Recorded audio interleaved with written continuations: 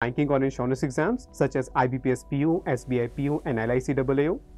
Are you confused about what to study and from where? Look no further, you're in the right place. Practice Mock, your one-stop solution for all banking and government exams. Here we provide everything you need. 5,000 plus mock tests, video courses, PDF courses, and interview courses. You can also access free topic-wise quizzes, mini mocks, and current affairs PDFs. Get ahead of the competition by practicing 20,000 plus questions in our PDF course. Our high-quality mock tests will give you the real exam experience and help you analyze your performance. Strengthen your foundation with our video courses and join the league of thousands of successful candidates. Visit www.practicemock.com or scan the QR code to download our app from the Play Store and start your journey to success. Hello everyone, welcome to Editorial Insights, where we help you improve your vocabulary and comprehension skills with the help of editorials. And today we will discuss an editorial on the India-China border conflict. Okay, but before we begin, as you all know, we have launched weekly live mock tests. So जिसमें आपको हर week हर Tuesday आपको एक mock मिलता है, यानी आज भी आपको एक लाइव मॉक मिलेगा अटेम्प्ट करने के लिए, जो कि आप कल 10 बजे तक अटेम्प्ट कर सकते हैं। थर्सडे आपको 10 बजे अपना रिजल्ट मिल जाएगा, जिसमें आपको अपनी ऑल इंडिया रैंक भी मिलेगी। ठीक है, तो ये अटेम्प्ट करना बहुत ज़रूरी है, क्योंकि एक तो आपकी हैबिट रहेगी, आप डेली आप हर वीक प्रैक्टिस करेंगे। ठीक है, फिर आप अपनी परफॉर्मेंस जो है वो इवैल्यूएट करेंगे। दूसरा, आपको ये पता चलेगा आप कहाँ स्टैंड करते हैं कंपटीशन में, बाकी लोग कैसा परफॉर्म कर रहे हैं उस टेस्ट में। ठीक है, तो ये जो है वो बहुत बेनिफिशियल है आपके लिए, एक हैबिट मेंटेन करने के लिए एंड एक अपने परफॉर्मेंस को इवैल्यूएट करने के लिए। तो ये मॉक आप ज़रूर अटेम्प्ट करें इस वीक। ठीक है, last week NICL AO mock था, तो हर वीक जो है अपकमिंग एग्ज़ाम्स में से कोई भी एक एग्ज़ाम पर आपको एक लाइव मॉक मिल सकता है। Okay, and we have also launch PM practice pro, जिसमें आपको बैंकिंग प्रो के बेनिफिट्स मिलते हैं, यानी जिसमें जितने भी major bank and insurance exams हैं उन सभी के मॉक टेस्ट हैं। साथ ही साथ आपको PM बैंकिंग PDF कोर्स मिलता है। तो ओवरऑल 20,000 से ज़्यादा क्वेश्चंस एंड 5,000 से ज़्यादा मॉक टेस्ट। अगर आप टॉपिक वाइज प्रिपेयर करना चाहते हैं, प्रैक्टिस करना चाहते हैं, आपने एक टॉपिक प्रिपेयर किया, आपको उस टॉपिक वाइज क्वेश्चन चाहिए प्रैक्टिस करने के लिए, तो ये PDF कोर्स आपकी हेल्प करेगा। ठीक है, जितने भी major bank and insurance exams हैं वो कवर्ड हैं, डिटेल्ड एक्सप्लेनेशंस हैं, एंड आप अपनी परफॉर्मेंस जो है वो एनालाइज कर सकते हैं मॉक टेस्ट अटेम्प्ट करके, और अपनी जो परफॉर्मेंस है वो अपने पीयर्स के साथ आप कंपेयर कर सकते हैं। तो it is available at 20% discount when you apply the coupon code PM20 and you can get it at 999 only. Okay, so alright, तो आज जो हमारा टॉपिक है वो है LAC क्लैशेस ओप्स। तो अब यहाँ पर क्या मतलब है, LAC जो इंडिया और चाइना के बीच में, उसको हम बॉर्डर नहीं कहते, उसको हम लाइन ऑफ एक्चुअल कंट्रोल कहते हैं। ठीक है, और वहाँ पर क्लैशेस जैसा आप जानते हैं हुए थे चाइना और इंडिया के, और पिछले कुछ सालों में कई क्लैशेस हुए भी हैं, चाहे हम डोकलाम क्लैशेस की बात करें या फिर लद्दाख में जो क्लैशेस हुए थे कुछ साल पहले, तो उसके बारे में ये एडिटोरियल है। एंड ऑप्स क्या होता है? Ops is short for operations, जैसे मिलिट्री ऑपरेशंस को शॉर्ट में मिलिट्री ऑप्स भी कह देते हैं। ठीक है, तो यहाँ पर है कि LAC के क्लैशेस हुए और उसके फिर उसको लेकर जो मिलिट्री ऑपरेशंस हुए उसके बारे में ये एडिटोरियल है। तो जैसा आप जानते हैं, आपको जो है सेशन को पॉज करना है, एडिटोरियल रीड करना है अपने पेज पे, पैसेज के एंड में एक वोकैबुलरी क्वेश्चन है वो अटेम्प्ट करना है, फिर हम ये डिस्कस करेंगे। Okay,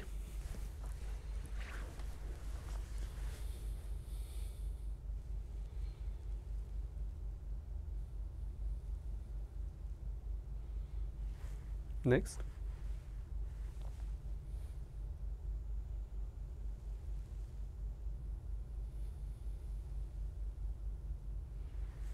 Next.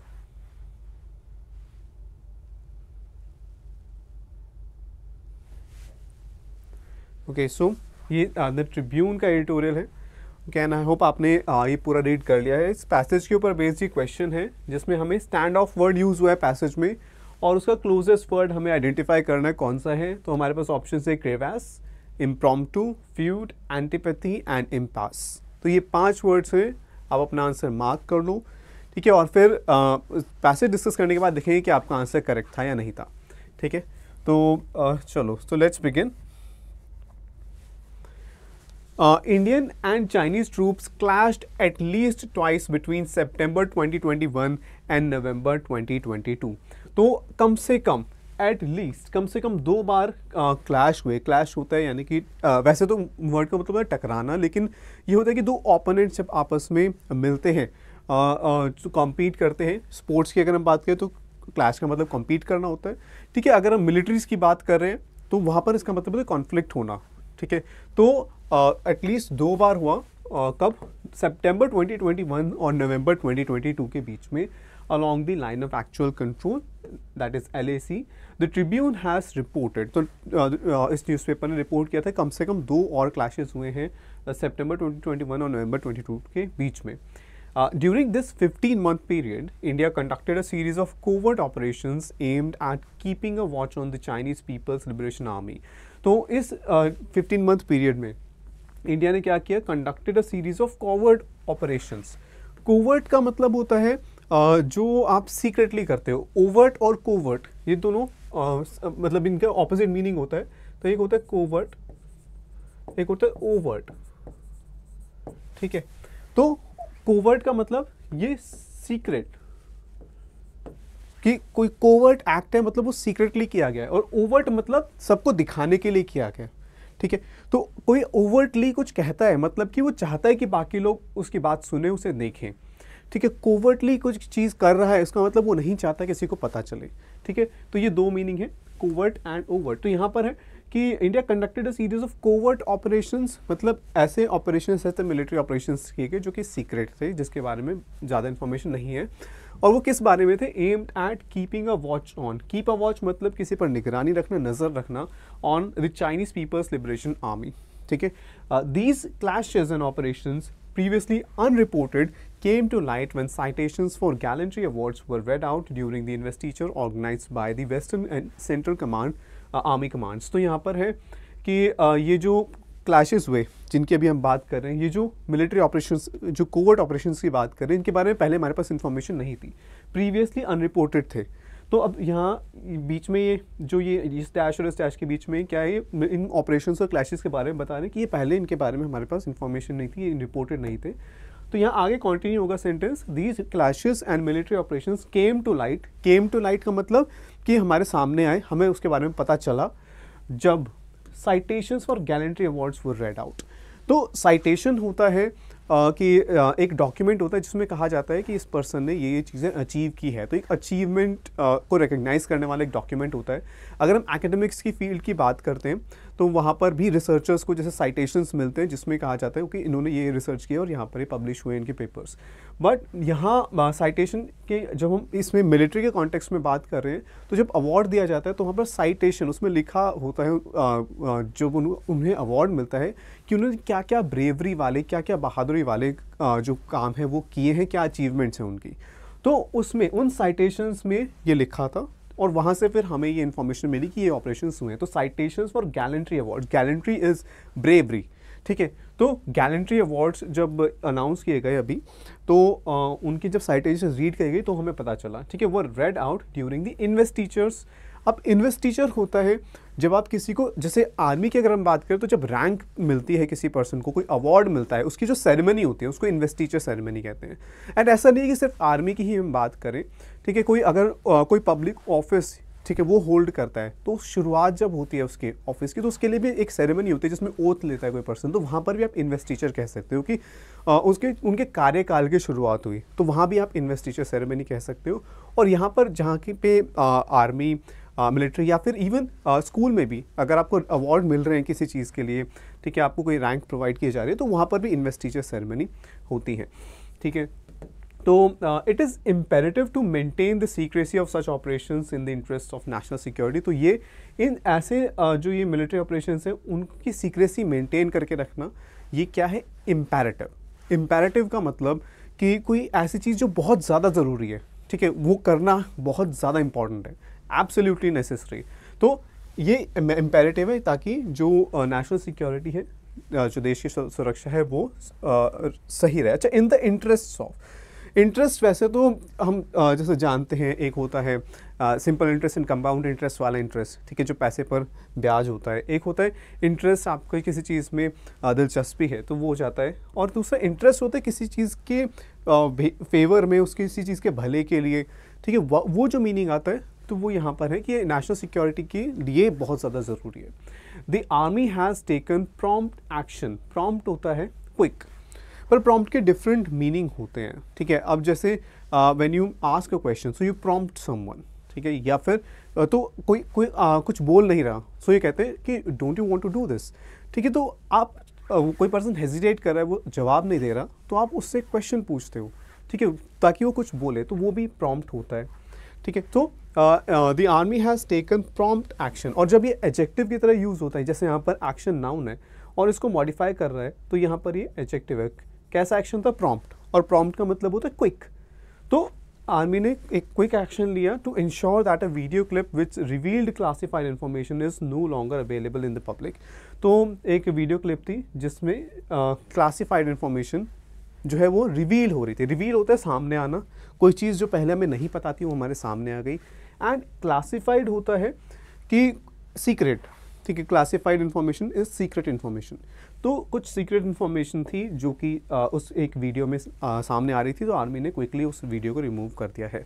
तो क्लासिफाई जो वर्ड है ये किससे बना है?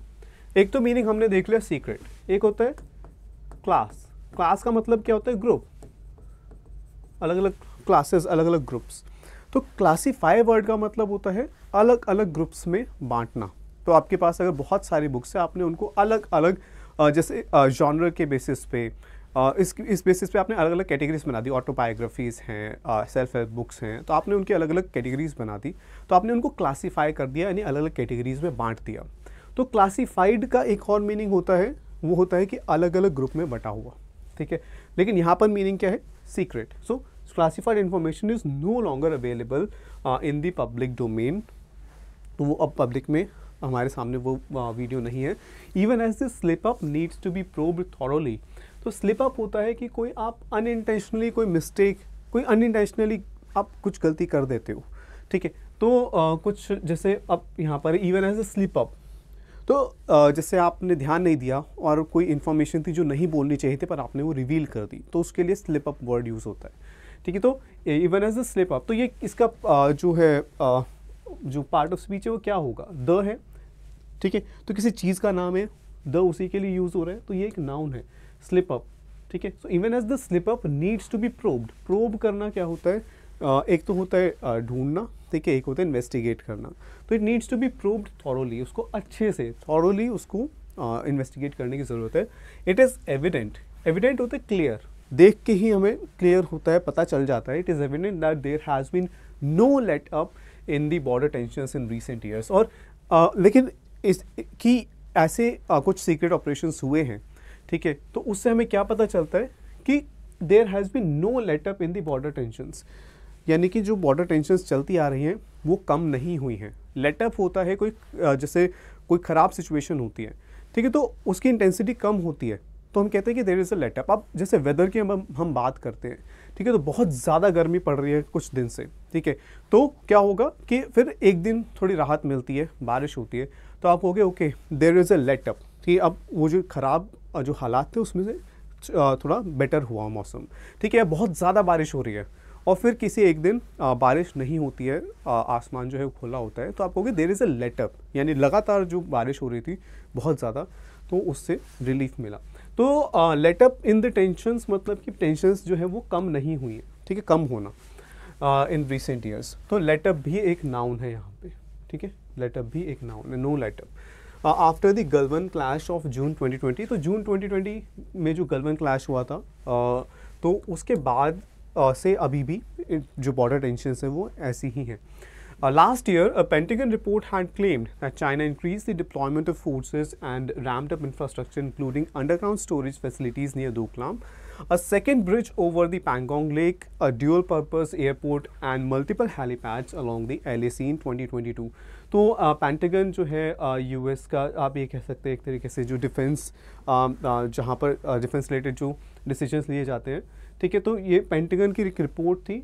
तो उसमें क्लेम किया गया क्या कि चाइना ने फोर्सेस के डिप्लॉयमेंट, डिप्लॉय जो वर्ड होता है आप रिसोर्सेज के लिए भी यूज़ कर सकते हो, आप फोर्सेस के लिए भी, क्योंकि फोर्सेस को भी एक रिसोर्सेज की तरह ही जो है यूज़ किया जाता है जब वॉर होती है, तो फोर्सेस क्या है? रिसोर्स हैं। तो आप अपने रिसोर्सेज को डिप्लॉय करते हो, यानी किसी जगह पर आप अप्लाई करते हो। तो डिप्लॉयमेंट ऑफ फोर्सेस, तो चाइना ने जो अपने आर्मी है और रिसोर्सेज हैं वो वहाँ पर बढ़ा दिए हैं। कहाँ पर? जो डोकलाम जैसे इन एरियाज़ में, ठीक है, आप पैंगोंग लेक में, वहाँ पर अपने सोल्जर्स बढ़ा दिए हैं।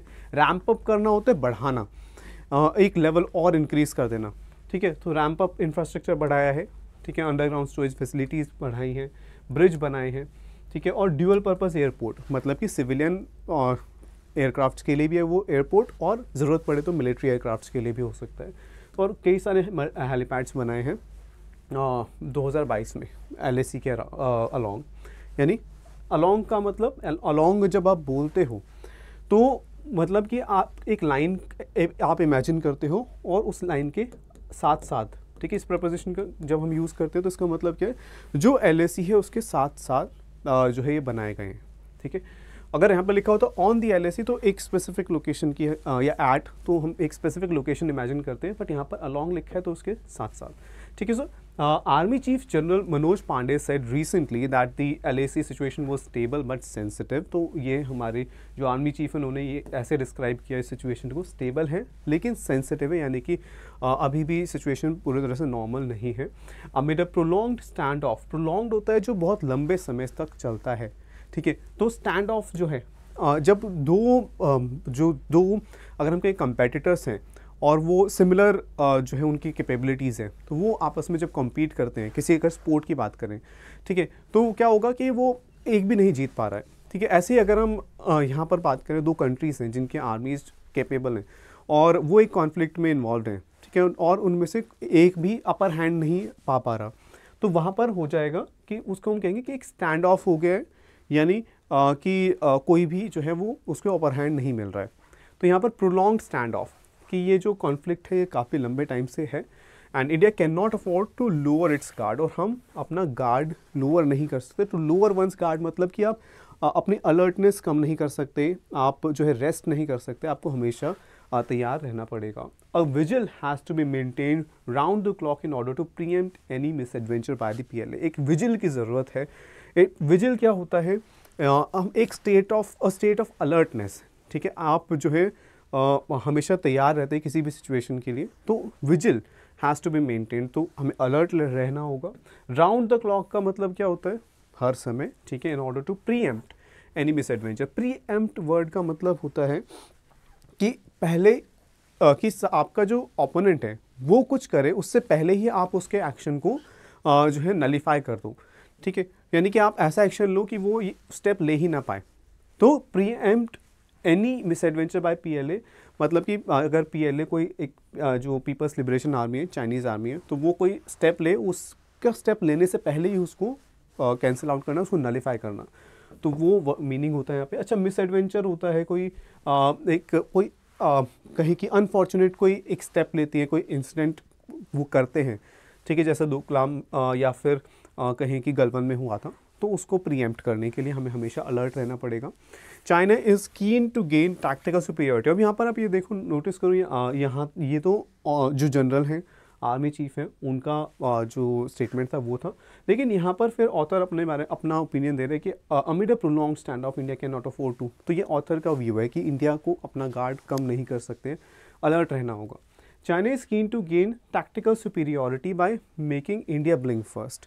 तो टैक्टिकल सुपीरियरिटी होता है कि आप जो है आप बाकी सबसे बेटर हैं, ज़्यादा अच्छे प्लेस हैं, ठीक है। तो अब यहाँ पर है कि चाइना क्या चाहता है? टैक्टिकल मिलिट्री के टर्म्स में भी यूज़ होता है और वैसे भी यूज़ होता है, ठीक है। अगर यहाँ पर मिलिट्री के टर्म्स में है तो हम वो देखते हैं कि टैक्टिकल सुपीरियरिटी यानी मिलिट्री के वेज में, कि जहाँ से उनको एडवांटेज हो मिलिट्री की, चाहे वो हायर माउंटेन्स जो है वो कैप्चर करें, ठीक है, या फिर जो रिवर है, रिवर के पास से, रिवर वैली से उन्हें कैप्चर करें जहाँ से उनको मिलिट्री की एडवांटेज मिले, तो वो पाना चाहती हैं। कैसे? Bye making India blink first. Blink करने का मतलब क्या होता है कि आप आंखें ब्लिंक करते हो, तो ब्लिंक फर्स्ट मतलब कि जब दो लोग कॉम्पीट कर रहे हैं, ठीक है, तो कोई भी ब्लिंक नहीं करेगा पहले, ताकि वो पीछे ना रहे, ठीक है। कॉम्पीट कर रहे हैं वो, तो कोई पहले ब्लिंक करता है, इसका मतलब है कि वो पीछे हट गया, ओके, सो वो चाहते हैं कि इंडिया जो है वो पीछे हटे और फिर चाइना को टेक्टिकल सुपीरियॉरिटी मिल जाए। तो ये जो blink first, make someone blink first, मतलब उसको पीछे हटने पे मजबूर करना। ठीक है, so new Delhi needs to respond to any provocation, provocation उकसाना किसी को, तो कोई ठीक है, तो एनी प्रोवोकेशन कॉशियसली, सावधानी से किसी भी प्रोवोकेशन से डील करना पड़ेगा। येट, तो कॉशियसली, सावधानी से तो डील करना है, लेकिन येट कंट्रास्ट यहाँ पर लेकर है, लेकिन कैसे, फर्मली, फर्मली यानी कि स्ट्रांगली, किसी भी जो भी कोई प्रोवोकेशन आता है उससे डील करना पड़ेगा strongly. It is laudable that External Affairs Minister S. Jaishankar has told his Chinese counterpart that unless a solution is found at the border, they should not expect other relations to move on normally. तो ये author जो है वो clearly praise कर रहे हैं, Lord करना यानी कि प्रेज करना, सो प्रेज वर्दी, लॉडेबल का मतलब। तो ऑथर यहाँ पर प्रेज कर रहे हैं एक्सटर्नल अफेयर्स मिनिस्टर को, उन्होंने क्या कहा, he has told his Chinese counterpart. Counterpart से आप क्या समझते हो कि जैसे अगर इंडिया में डिफेंस मिनिस्टर है या इंडिया में एक्सटर्नल अफेयर्स मिनिस्टर, ऐसे ही चाइना में भी एक्सटर्नल अफेयर्स मिनिस्टर होंगे। ठीक है, तो यहाँ पर अगर एक्सटर्नल अफेयर्स मिनिस्टर अपने काउंटर पार्ट को बोल रहे हैं, मतलब कि चाइना के एक्सटर्नल अफेयर्स मिनिस्टर को बोल रहे हैं, तो उन्होंने ये कहा अपने काउंटर पार्ट से, क्या कहा था उन्होंने, यहाँ कोर्ट्स में मैंशन है, unless a solution is, unless क्या शो करता है, कंडीशनैलिटी शो करता है। ठीक है, कंडीशनैलिटी, इसका मतलब क्या होता है कि जब तक ये नहीं होगा, जब तक ये नहीं होगा तब तक कुछ और नहीं हो सकता। तो unless a solution is found at the border, जब तक बॉर्डर पे कोई सॉल्यूशन नहीं मिलता, ठीक है, बॉर्डर का जो इशू चल रहा है वो सॉल्व नहीं होता, तब तक क्या नहीं होगा, they should not expect other relations to move on normally. China को ये एक्सपेक्ट नहीं करना चाहिए कि बाकी जितने भी हमारे रिलेशंस हैं वो या एंगेजमेंट्स हैं इंडिया और चाइना के, वो नॉर्मली चलते रहेंगे। The onus is on Beijing to take sincere steps to resolve the LAC dispute। ये ऑथर का ओपिनियन है। ठीक है, ये किसने कहा था, ये एक्सटर्नल अफेयर्स मिनिस्टर ने कहा था, लेकिन यहाँ से ऑथर का ओपिनियन है, the onus is on Beijing. Onus होता है कि जिम्मेदारी, ठीक है, बर्डन किसी भी चीज़ का, तो रिस्पॉन्सिबिलिटी किसकी है, the onus is on Beijing. इसके साथ हम ऑन यूज़ करते हैं, ठीक है, ऑफ नहीं यूज़ करते हैं, तो ध्यान रखना है, ओनस इज ऑन समवन। ठीक है, तो onus is on Beijing to take sincere steps, serious steps, seriously जो है इस इशू को रिजॉल्व करने की जिम्मेदारी किसकी है, चाइना की है, इस डिस्प्यूट को सॉल्व करने की, एंड पेव द वे। हमने पहले भी पढ़ा है, पेव द वे का मतलब होता है जैसे एक रास्ता है, ठीक है, अब वो टूटा फूटा रास्ता है तो वहाँ पर कोई आ नहीं सकता, तो यानी कुछ हो नहीं रहा है, लेकिन अगर आप वे पेव कर दो, आप उसको उस रास्ते को अच्छे से बना दो, प्रॉपरली पेव करना, यानी स्टोन्स लगा के पेव कर दो, तो फिर किसी की भी मूवमेंट जो है वो आसानी से हो पाएगी। तो वहाँ से ये फ्रेज़ आया है कि पेव द वे, मतलब किसी कोई चीज़ होने के लिए आप रास्ता साफ कर देते हो, यानी आप कोई चीज़ करने में हेल्प करते हो। तो pave the way for putting the bilateral tie.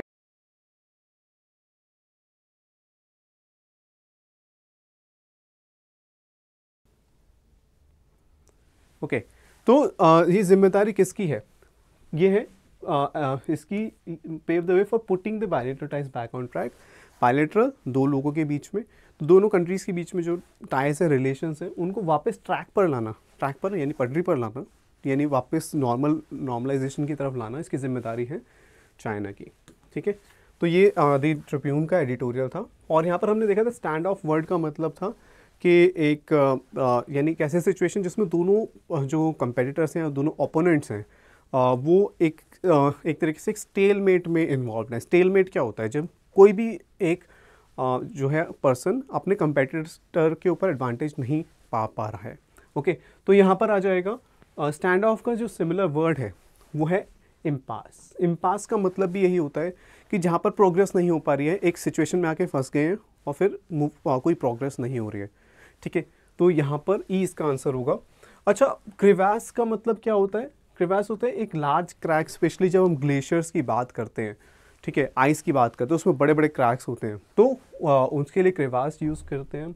Impromptu होता है जब आप हमने पहले भी कवर किया है, तो इम्प्रॉम्प्टू इज़ जब आप कोई चीज़ प्रिपेयर करके नहीं आते हैं, ठीक है, आप वहीं के वहीं आप जो है बोलते हैं। जैसे अगर आपको इम्प्रॉम्प्टू कोई स्पीच देनी पड़े, यानी आपको पता नहीं था कि आपको स्पीच देनी है, कोई टॉपिक नहीं था आपके पास, आपको वहीं पर कहा गया कि आप इस पर कुछ स्पीच दे दो, और आप गए और आपने वहाँ पर 5 मिनट की एक स्पीच दी, तो वो कहा जाएगा कि वो इम्प्रॉम्प्टू था, प्रिपेयर्ड नहीं था।